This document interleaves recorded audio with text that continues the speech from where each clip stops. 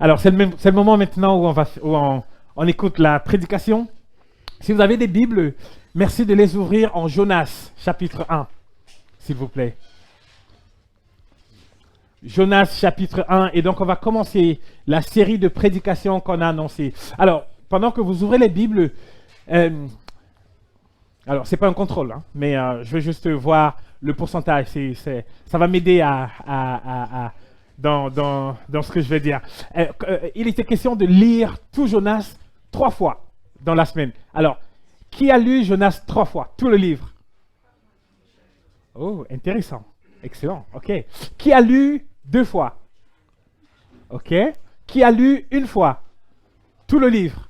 Super. Génial. Excellent. Eh bien, je suis content. Merci beaucoup d'avoir joué le jeu. Vous allez voir, ça sera certainement plus facile et plus fluide. Quand je vais parler des choses, si je dis quelque chose qui n'est pas vraiment dans Jonas, vous allez me dire, hey, non, niet, c'est pas ça qui est écrit, ok? Et vous verrez que les vérités qui vont ressortir seront beaucoup plus naturelles à comprendre, non seulement à comprendre, et je prie à vivre aussi. Jonas chapitre 1. Généralement, frères et sœurs, lorsqu'on parle de Jonas, on fait une grande fixation sur Jonas et le poisson. Mais en réalité, même les... Alors, ouais. En réalité, si vous avez lu, puisque vous avez lu plutôt, vous avez dû voir que le focus, le vrai focus, les vrais points centraux du livre ne sont pas juste cette histoire drôle du poisson qui avale Jonas. Mais en fait, il y a 2 points forts qu'il faudra garder tout au long, pendant que vous lirez ceux qui n'ont pas encore lu, mais aussi dans les groupes de maison. Et après, 2 points forts. Alors, j'avance, ils sont certainement... Ah. Bon, ils ont disparu, mais c'est pas grave. 2 points forts. Premièrement, la souveraineté de Dieu.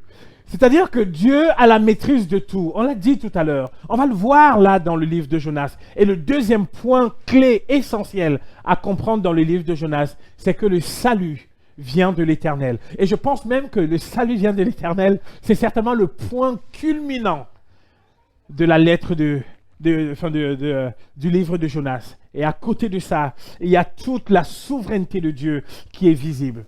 Plusieurs versets appuient ces 2 thèmes principaux-là et je pourrais vous les donner. Je les enverrai dans le groupe de l'église, ok?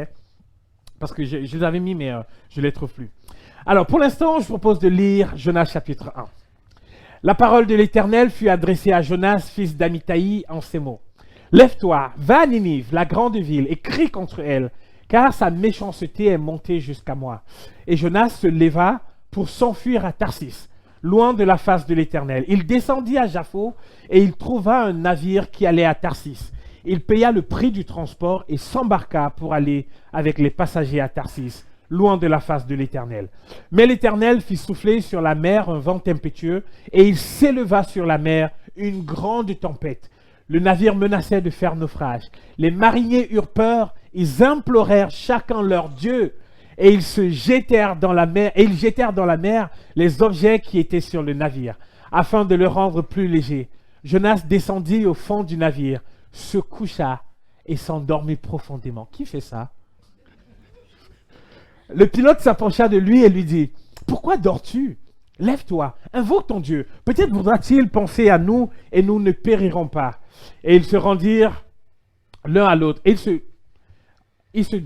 En réalité, ils se dirent l'un à l'autre, « Venez et tirons au sort pour savoir qui nous attire ce malheur. » Ils tirèrent au sort et le sort tomba sur Jonas. Alors ils lui dirent, « Dis-nous, qui nous attire ce malheur? Quelles sont tes affaires et d'où viens-tu? Quel est ton pays et de quel peuple es-tu? » Il leur répondit, « Je suis hébreu et je crains l'Éternel, le Dieu des cieux qui a fait la mer et la terre. » Ces hommes eurent une grande frayeur et ils lui dirent, « Pourquoi as-tu fait cela? » On est d'accord? Si tu crains le Dieu qui a fait, pourquoi tu désobéis? Et ils lui dirent, « Pourquoi as-tu fait cela? » Car ces hommes savaient qu'ils fuyaient loin de la face de l'Éternel, parce qu'il le leur avait déclaré. Ils lui dirent, que te ferons-nous pour que la mer se calme envers nous? Car la mer était de plus en plus orageuse. Il leur répondit, prenez-moi et jetez-moi dans la mer, et la mer se calmera envers vous, car je sais que c'est moi qui attire sur vous cette grande tempête. Ces hommes ramaient pour gagner la terre, mais ils ne le purent parce que la mer s'agitait toujours plus contre eux. Alors ils invoquèrent l'Éternel et dirent, ô Éternel, ne nous fais pas périr à cause de la vie de cet homme, et ne nous charge pas du sang innocent, car toi, Éternel, tu fais ce que tu veux. On l'a lu tout à l'heure. Car toi, Éternel, tu fais ce que tu veux. Puis ils prirent Jonas et le jetèrent dans la mer, et la fureur de la mer s'apaisa. Ces hommes furent saisis d'une grande crainte de l'Éternel, et ils offrirent un sacrifice à l'Éternel et firent des vœux. Alors, verset 17, dans certaines traductions, ou alors chapitre 2, verset 1, dans d'autres traductions, l'Éternel fit venir un grand poisson pour engloutir Jonas, et Jonas fut dans le ventre du poisson 3 jours et 3 nuits. Voilà le texte que nous avons. On va le voir en 3 points, ok? Et le premier point, c'est la mission. C'est dans les versets 1 à 2. J'ai fait une petite erreur, c'est pas 1 à 3. Il y a la mission, ok? Dieu qui envoie Jonas en mission. Le deuxième point, il y a la démission. Jonas démissionne de son rôle. On voit ça dans les versets 4 à 14. Et il y a un troisième point, la rémission. Ok? Si l'histoire de Jonas fait rire, vous voyez que les 3 points là, ça fait MDR. Ok? On est un peu mort de rire quand on voit cette histoire-là. C'est la rémission. On voit ça dans le verset 15. Dans le verset 15 jusqu'au verset 17. Premièrement,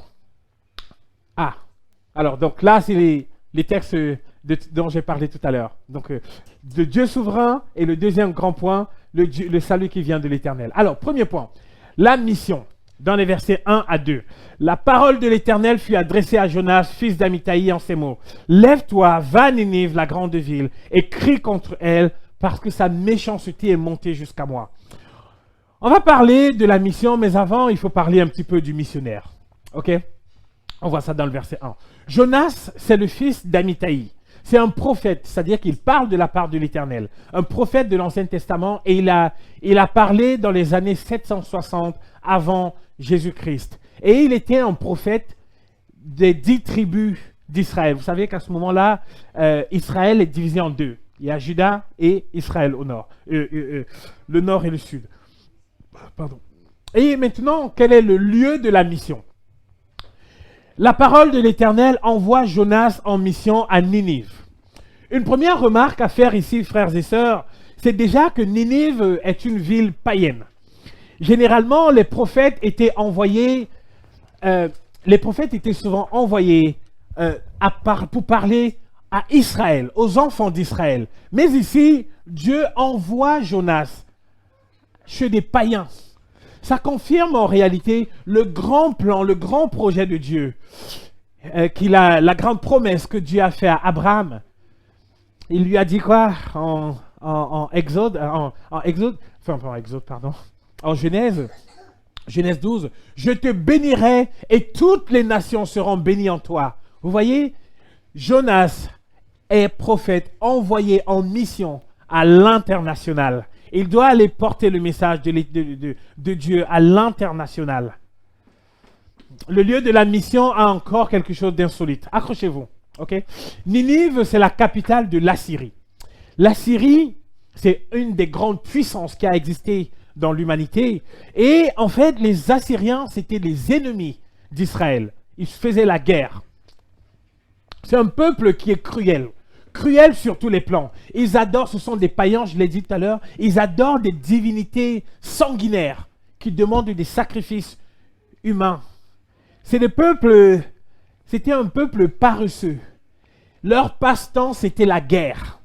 Je veux dire que si votre passe-temps favori, c'est de faire jouer aux échecs, eux, leur passe-temps, c'était faire la guerre. Et quand ils faisaient la guerre, alors, je vois qu'il y a des enfants. Alors, les enfants, fermez les oreilles.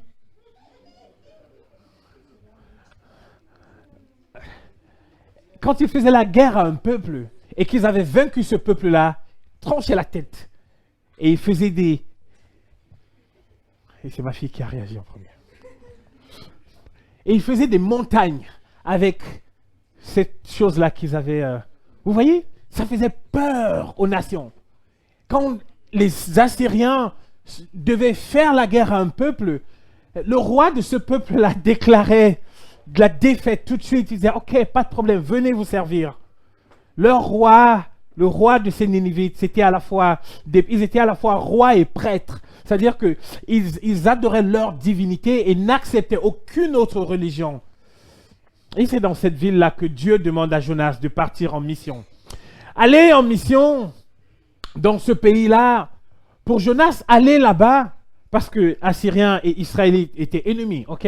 Donc, pour que Jonas parte en mission dans ce pays, c'est comme demander à un juif des années 40 d'aller en mission en Allemagne nazie. C'est comme demander, par exemple, à un Saoudien musulman qui se serait converti au christianisme de retourner en Arabie Saoudite et de prêcher l'évangile ouvertement. C'est comme demander à un voilà ce que vous avez dit. C'est comme de demander à une personne là qui est convertie à Jésus de retourner dans ce pays qui n'accepte pas Jésus, qui n'accepte pas de la foi chrétienne, d'y retourner pour prêcher l'évangile. Voilà pour ce qui est du lieu de la mission. Mais quel est le contenu de la mission? Quel est le message de Dieu pour les Ninivites? Et ça, c'est le point 3, la raison de la mission. Dans le verset 2, on lit quoi? On dit, lève-toi, va à Ninive, la grande ville, et crie contre elle, car sa méchanceté est montée jusqu'à moi.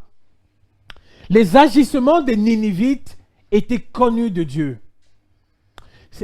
Frères et sœurs, c'est rassurant de savoir ça. Je veux dire qu'une chose est sûre et absolument certaine, c'est que Dieu n'est pas insensible à la méchanceté des hommes. Dieu est amour, oui, mais il n'est pas insensible à la méchanceté qu'on peut faire subir aux conjoints dans le foyer, aux collègues au boulot, aux personnes de la famille. Et inversement, il n'est pas insensible. Si vous-même, vous êtes victime de ces souffrances-là, je veux dire, on peut vivre la souffrance et la méchanceté des autres avec la pleine confiance que Dieu n'est pas insensible à cela. Frères et sœurs, je ne sais pas si vous vous souvenez, dans Genèse chapitre 6, au verset 5, il est dit que l'Éternel vit que la méchanceté des hommes était grande sur la terre et que les pensées de leur cœur se portaient chaque jour vers le mal. Et comment Dieu avait agi? Il a envoyé le déluge. Parce qu'il ne supporte pas le mal.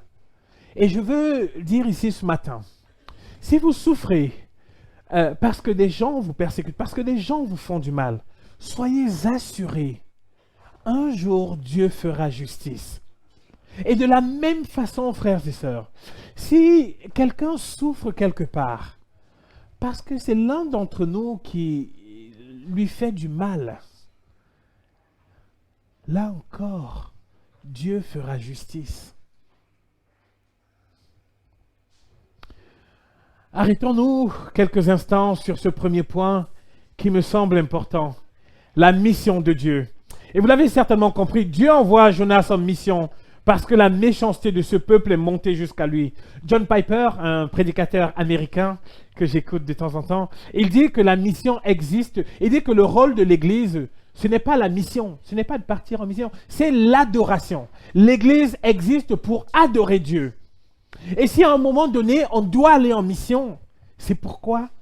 C'est parce que l'adoration n'existe plus. Si tout Shell était réuni ce matin à adorer Dieu, est-ce qu'on aurait besoin d'être missionnaire dans la ville de Shell? Absolument pas. Et donc Dieu envoie Jonas en mission parce que les Ninivites ils adoraient certainement leur Dieu, on l'a dit tout à l'heure, c'était les païens, mais ils n'adoraient pas le vrai Dieu, le Dieu de la Bible. Et nous aussi, très souvent, on est un peu frileux quand il est question de porter le beau message de l'Évangile, de dire la bonne nouvelle à notre entourage. Souvent, pour plusieurs raisons, alors j'en parlerai tout à l'heure, mais en fait, dans ce texte-ci, la mission semble révéler deux caractères au moins urgents urgent parce que chaque personne qui n'est pas convertie, qui n'a pas mis sa confiance en Jésus, vit sous la menace du jugement, du juste et sans jugement de Dieu. C'est cela que Jonas doit aller dire au peuple. Si vous avez lu, en tout cas, puisque vous avez lu, vous savez, dans Jonas chapitre 3, vous savez ce qu'il va leur dire finalement. Encore 40 jours et Ninive sera détruite. Encore 40 jours et Ninive sera détruite. Et ce matin, est-ce que je peux dire encore 40 jours et le pécheur sera détruit? Je ne sais pas. Peut-être 40 jours, peut-être plus tard, peut-être aujourd'hui, peut-être après. Mais le souhait de Dieu, c'est que le pécheur ne soit pas détruit, qu'il reconnaisse son péché, qu'il change de voie et qu'il se tourne vers le Seigneur. Maintenant, il y a la démission. On voit ça dans les versets 3 à 14. Voilà notre ami Jonas qui est envoyé en mission, mais surprise. Jonas ne veut pas aller en mission. Il veut démissionner de son rôle de prophète. En tant que prophète, son rôle, c'était de parler de la part de Dieu. Et là, il démissionne. Il quitte son rôle. Il ne veut plus parler de la part de Dieu. Et sa stratégie, c'est la fuite. Pour ne pas aller en mission, il décide de fuir. De fuir d'où? Loin de la face de l'Éternel. Vous avez vu? Il y a cette répétition. Fuir loin de la face de l'Éternel. Jonas se lève. Alors, je reviens ici. Jonas se lève. Il parcourt 100 kilomètres pour arriver à Japhos, c'est ici. Et Dieu lui dit d'aller à Ninive, à l'est. Et qu'est-ce qu'il fait? Il prend le bateau pour aller en sens opposé, à l'ouest. Jonas doit aller en mission à l'est et il va à l'ouest. J'ai qualifié, je pense que cette stratégie est puérile. Parce que peut-être que, en réalité, qui peut vraiment s'enfuir loin de la face de l'Éternel? Qui peut fuir loin de la face de l'Éternel? Si on veut fuir loin de la face du maire de Chelles, on part en Corse. Ok? Si on veut fuir de la portée du président français, on va au Cameroun. Ok? Et je vous accueille avec plaisir, avec joie. Mais, frères et sœurs, qui peut vraiment fuir loin de la face de Dieu? Jonas connaissait certainement Dieu. Il connaissait certainement le psaume 139 que j'affiche là. Où irai-je loin de ton esprit? Où fuirai-je loin de ta face? Si je monte aux cieux, tu y es. Si je me couche au séjour des morts, tu voilà. Si je prends les ailes de l'aurore et que j'aille habiter à l'extrémité de la mer, là aussi ta main me conduira et ta droite me saisira. Si je dis, au moins les ténèbres me couvriront, la nuit devient lumière autour de moi. Même les ténèbres ne sont pas obscures pour toi. La nuit brille comme le jour et les ténèbres comme la nuit. Frères et sœurs, rien ne se dérobe au regard de Dieu. Absolument impossible de fuir loin de Dieu. Peut-être qu'en écoutant ceci, vous comprenez que c'est peine perdue de fuir l'appel de Dieu. Et vous vous demandez pourquoi Jonas n'est pas juste allé faire la mission à laquelle Dieu l'a appelé. Comme les mariniers ont demandé. Lorsque Jonas dit « Je suis hébreu et je crains l'Éternel », les mariniers disent « Et pourquoi tu as fait ça? En gros, est-ce que tu es stupide? Est-ce que tu as un problème? Pourquoi le Dieu de l'univers parle et tu n'obéis pas? » Je l'ai déjà dit ici plusieurs fois. Vous savez, lorsqu'on a prêché sur les 10 commandements et qu'on a parlé, on a dit que tu ne prendras pas le nom de l'Éternel en vain. Souvent, des gens s'amusent à dire « Dieu m'a dit de te dire que ». Dieu m'a dit que. Et je l'ai dit ici, je l'ai dit. Si quelqu'un vient me voir et me dit « Dieu m'a dit que je dois faire ceci », frères et sœurs, alors moi personnellement, ma réponse à chaque fois c'est « Si Dieu t'a dit, si tu es convaincu que Dieu t'a dit, alors fais. Qui suis-je moi pour m'opposer à ce que Dieu dit? Et je dis ça pour qu'on fasse attention à ce qu'on dit que Dieu a dit. La parole de Dieu. Rien ne se dérobe à lui. Pourquoi Jonas fuit alors que Dieu a parlé? La réponse se trouve au chapitre 4. Donc, je vous laisse lire le chapitre 4. Si vous trouvez la réponse, envoyez-moi un petit texto. Pourquoi Jonas fuit? Pourquoi il refuse de partir en mission? Si vous trouvez, envoyez-moi un petit texto. Sinon, Évrard le dira certainement quand il prêchera sur Jonas, sur le chapitre 4. Mais pour l'instant, pensons à nous et à nos propres démissions, qui sont souvent si nombreuses. Qu'est-ce qui nous retient d'être des témoins de l'Éternel lorsque Dieu nous propose, il nous envoie comme des témoins dans le monde, dans nos familles, au travail, dans notre entourage? Qu'est-ce qui nous retient souvent? Je peux même poser la question autrement. Quelle est la dernière fois que vous avez été témoin de l'Évangile? Quelle est la dernière fois que vous avez expliqué à ceux qui ne connaissent pas encore Dieu qu'il y a vraiment un sauveur qui peut les sauver? C'était quand la dernière fois? Souvent, on a plusieurs raisons pour ne pas le faire, pour ne pas dire la bonne nouvelle. On dit, ah, il a déjà sa religion. C'est la plus grande raison pour lui parler de Jésus. S'il a une autre religion, s'il croit en autre chose qu'en Christ. Des fois, on dit, je ne le connais pas assez. Ah, ça aussi, c'est ça le problème. Jonas ne connaissait pas personnellement ces Ninivites, mais Dieu les connaissait personnellement. Il connaissait leurs péchés, il connaissait leur méchanceté. Et souvent, on se dit, lui là que je vois, son cas est lourd. Frères et sœurs, si vous pensez à vous-même, comment vous en êtes à être sauvés, vous en êtes arrivés à être sauvés, personne n'aurait parié une pièce sur vous. Peut-être parce que vous aviez une situation de vie compliquée. Et Dieu a parié tout ce qu'il y avait au ciel. Son Fils. Pour vous, pour nous. Si Dieu est souverain, alors frères et sœurs, parlons de la bonne nouvelle à tout le monde. Parce que Dieu est capable de transformer le cœur même le plus dur. Dieu va poursuivre Jonas et j'aimerais déjà dire ici que la suite peut être un peu inconfortable. Je veux dire que de savoir exactement ce que Dieu veut et de faire le contraire, c'est dangereux. C'est même stupide, permettez-moi l'expression. Souvent, souvenez-vous que les thèmes principaux de ce livre, c'est la souveraineté de Dieu et c'est le salut qui vient de l'Éternel. Le salut qui vient de l'Éternel, c'est dans Jonas 2, verset 10. Voyons donc maintenant comment Dieu va exercer la puissance de sa souveraineté et il va manifester son salut dans la poursuite de Jonas. Il va le faire par 3 moyens. Premièrement, la tempête, dans les versets 4 à 6. Vous savez que si vous me demandez à moi quand est-ce qu'il faut aller en mer, moi je ne saurais pas. Mais si vous demandez à des navigateurs professionnels, eux, ils savent les périodes où il faut aller en mer et où il ne faut pas aller en mer. Okay?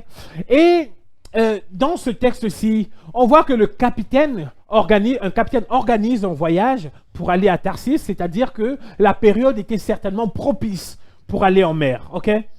Mais Dieu envoie une grande tempête. On voit ça au verset 4. Mais l'Éternel fit souffler sur la mer un vent impétueux. Ce n'est pas juste un caprice de la nature. Remarquez, à chaque fois on dit, ça commence par « mais l'Éternel ». C'est à chaque fois l'Éternel qui fait. C'est l'Éternel qui agit souverainement, avec puissance. C'est Dieu qui envoie la tempête. Une tempête suffisamment forte pour inquiéter tout le monde dans le navire. Et même les navigateurs professionnels sont surpris et pris de panique. C'est certainement une des premières choses qui va interpeller ces professionnels de la navigation. Parfois, Dieu veut gagner notre attention par les tempêtes que nous traversons. Il règne sur les circonstances, même les plus difficiles. La pluie et le beau temps. Dieu règne là-dessus. Les difficultés sont même parfois pour nous rendre attentifs à notre dépendance à Dieu. Nous pensons pouvoir vivre sans lui et soudainement rien ne va plus. Et nous nous rendons compte qu'en réalité, c'est lui qui est notre vie et que nous n'avons pas de vie en dehors de lui. C.S. Lewis. C.S. Lewis a écrit que Dieu murmure dans nos moments de joie, mais tonne dans nos souffrances. La souffrance est son mégaphone pour réveiller un monde engourdi. Dieu utilise souvent la souffrance et les moments de tempête pour nous réveiller un peu. Et c'est exactement ce qui se passe ici. La tempête va souffler et il y aura deux réactions. Première réaction, les mariniers. Ils sont pris de panique, ils sont pris de peur et chacun va prier son Dieu. Ce sont des idolâtres, eux aussi. Ils ne connaissent pas le vrai Dieu. Ils prient leur Dieu, leurs idoles. Et c'est la réaction presque naturelle chez l'être humain. J'ai lu cette phrase d'un général de la Première Guerre mondiale. Et il dit que dans les tranchées, il n'y a pas d'athées. Quand ça tire, quand il y a des missiles qui tombent, on cherche Dieu. Et ces mariniers cherchent Dieu, mais pas au bon endroit. Ils ont prié leur Dieu. Vous avez vu, on a lu dans le psaume 115, mais leur Dieu ne les a pas secourus, parce qu'ils ont prié un Dieu qui n'existe pas. La deuxième réaction, c'est celle de Jonas. Jonas est imperturbable.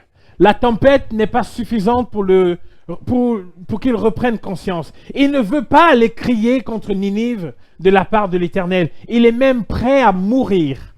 Vous voyez ce qu'il fait? Il va s'endormir au fond du navire. Il dort. Qui fait ça? Terrible, hein? Et plus encore, non seulement Jonas est prêt à mourir pour lui-même, mais il n'a aucune pitié pour les personnes qui sont dans le bateau. Vous voyez? Regardez jusqu'où la désobéissance peut nous entraîner.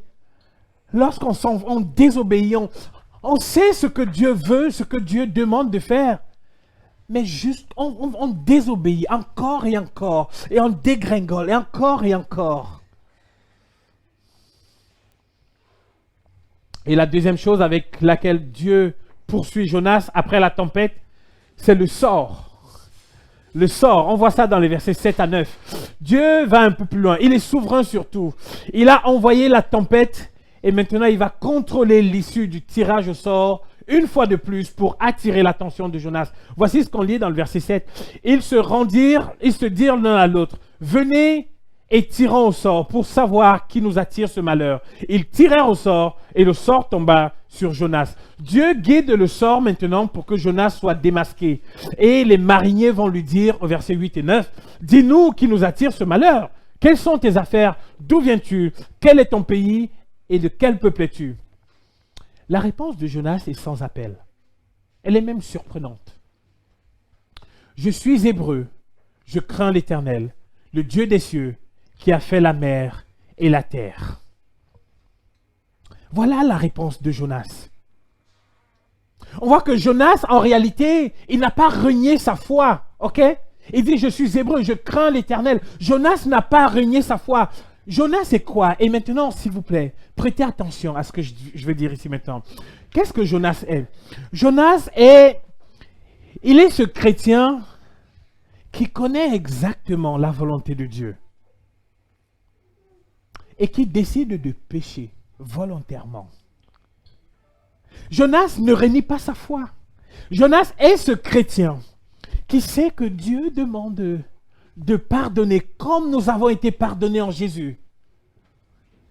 Et ce chrétien qui dit, je lui en voudrais quand même. Je lui garde quand même rancune. Jonas est ce chrétien qui connaît exactement quelle est la volonté de Dieu.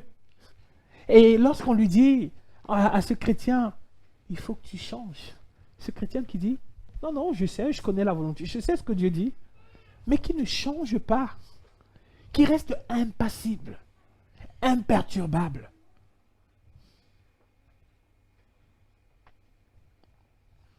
La réponse de Jonas a certainement mis la puce à l'oreille des mariniers, d'où leur crainte. Ils savent désormais que l'Éternel, le Créateur du ciel et de la terre et de la mer, est à l'œuvre. Les mariniers tremblent, mais Jonas reste insensible. C'est souvent ce qui se passe lorsqu'on s'engage dans la voie du péché.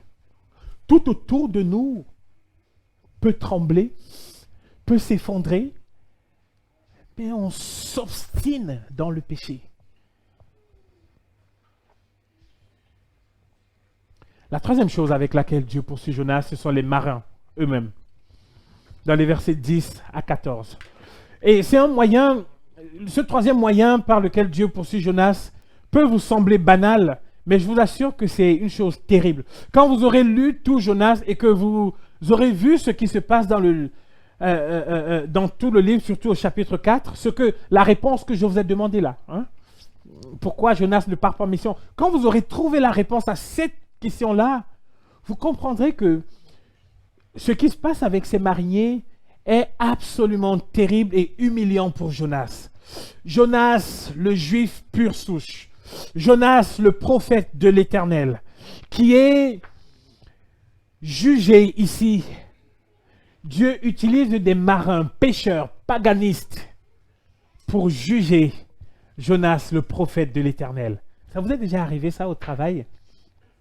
Que vous vous engagez dans des voies, donc à critiquer des gens, vous trichez au travail ou alors vous faites quelque chose qui est complètement pas chrétien, permettez-moi l'expression, et que ce soit un collègue qui n'est pas du tout chrétien qui vous dise, mais est-ce que c'est vraiment chrétien de faire ça? Moi, ça m'est déjà arrivé. Frères et sœurs, il n'y a pas de moment plus humiliant que ce moment-là. Les marins, qui sont des pécheurs, vont juger Jonas, le prophète de Dieu. C'est terrible.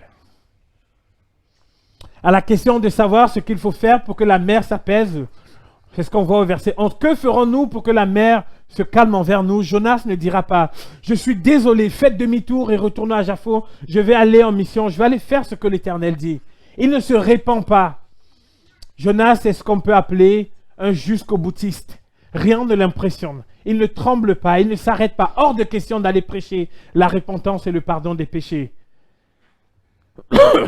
Il demande la mort. Prenez-moi et jetez-moi dans la mer. Voici, regardez ce que les Nénévites, enfin ce que ces mariniers vont faire. Jonas sait que la mer tremble à cause de lui. Et qu'est-ce qu'il fait? Il va se coucher. Il dit, on n'a qu'à tous mourir.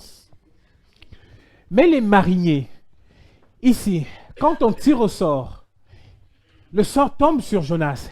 Et Jonas confirme que la mer est déchaînée. Dieu déchaîne la mer à cause de moi. Regardez ce qu'ils font au verset 13. Ils essaient de le sauver, merci Anne-Marie. Jonas dit, jetez-moi par-dessus bord. Et les mariniers essayent quand même de ramer pour le sauver. Vous voyez là encore comment Dieu utilise ces païens-là pour juger Jonas et pour lui dire, reviens à la raison. Et quand ils ne pourront plus rien faire, qu'est-ce qu'ils vont faire? Ils vont prier. Alors ils invoquèrent l'Éternel et dirent, ô Éternel, ne nous fais pas périr à cause de la vie de cet homme et ne nous charge pas du sang innocent. Et c'est ces marins-là qui font cette belle proclamation. Car toi, Éternel, tu fais ce que tu veux. Notre Dieu fait ce qu'il veut. C'est salvateur et rassurant de reconnaître ça. Je finis rapidement avec ce dernier point. La rémission. En fait, dans cette partie, je ne compte pas en parler aujourd'hui. Je veux juste mettre l'eau à la bouche. OK? Pour que vous reveniez dimanche prochain. Pour suivre la suite. OK? Je vous l'ai dit en introduction que ce livre n'a pas pour but de raconter l'histoire drôle d'un homme avalé par un grand poisson. L'histoire de Jonas raconte l'étendue du salut de Dieu qui n'est pas propre à un peuple, mais à toutes les nations. Au verset 14, il dit, « Alors ils invoquèrent l'Éternel et dirent, « Ô Éternel, ne nous fais pas périr à cause de la vie de cet homme, et ne nous charge pas du sang innocent, car toi, Éternel, tu fais ce que tu veux. » C'est sur cette note un peu triste que se serait terminée l'histoire de Jonas. Je veux dire que si Dieu n'agit plus, c'est juste Jonas qui est jeté dans l'eau et tout fini. tout s'arrête. Mais parce que Jonas, parce que ce livre veut nous parler de comment Dieu sauve, Jonas veut nous dire comment Dieu aime sauver. Il nous met l'eau à la bouche avec 2 indices. Le premier indice, c'est la rémission des marins. On voit ça dans les versets 15, dans les versets 15 à 16. Lorsqu'ils jettent Jonas dans l'eau, regardez ce qui se passe. Puis ils prirent Jonas et le jetèrent dans la mer, et la fureur de la mer s'apaisa. La mer va s'apaiser de façon tout aussi miraculeuse qu'elle s'est déchaînée. Et là encore, c'est l'Éternel qui apaise la mer pour sauver la vie de ses mariniers. Le deuxième point, c'est la rémission de Jonas lui-même. Dans le verset 17, ou plutôt dans le chapitre 2, le verset 1, on lit que l'Éternel fit venir un grand poisson pour engloutir Jonas. Et Jonas fut dans le ventre du poisson 3 jours et 3 nuits. Le poisson envoyé par Dieu, ce n'est pas juste un poisson. Le poisson qui avale Jonas, ce n'est pas juste un poisson qui passait par là. Relisez ce qui est écrit. L'Éternel envoya. À chaque fois, il est question de l'Éternel qui agit souverainement. Frères et sœurs, si Dieu n'envoie pas ce poisson, qu'est-ce qui se passe pour Jonas? Il descend et il meurt. Et lorsque Dieu envoie le poisson qui avale Jonas, il sauve Jonas de la mort. À nouveau, Dieu maîtrise tout. Il contrôle tout. Et ceci pourquoi? Pour le salut de ses enfants. Jonas serait certainement mort sans l'intervention de Dieu. L'Éternel apaise la mer pour sauver les mariniers. L'Éternel envoie le grand poisson pour sauver Jonas. Et l'Éternel, frères et sœurs, a envoyé Jésus, qui est mort à la croix pour nous, qui est resté 3 jours dans le tombeau. Et quand il est ressorti, désormais, nous pouvons nous tourner vers lui pour avoir le salut. Au moins 3 choses qu'on apprend ici. Dieu est souverain sur tout ce qui existe et sur tout ce qui se passe. Le salut est disponible pour tous, même pour les mariniers. C'est-à-dire ces paganistes, ces païens. Si vous êtes là ce matin et que vous n'avez pas encore mis votre confiance en Jésus, entendez que Dieu vous appelle. Entendez que Dieu ne vous juge pas. En tout cas, pas aujourd'hui. Mais ce qu'il veut, c'est que vous vous tourniez vers lui et que vous ayez le salut. Et le 3e point, c'est que Dieu est fidèle dans son appel. Il a appelé Jonas et Jonas ira à Ninive. On le verra dans la suite. Si vous voulez voir la suite, si vous voulez entendre un peu plus de la suite de la rémission, eh bien venez dimanche prochain. En attendant, on va prendre la scène et j'invite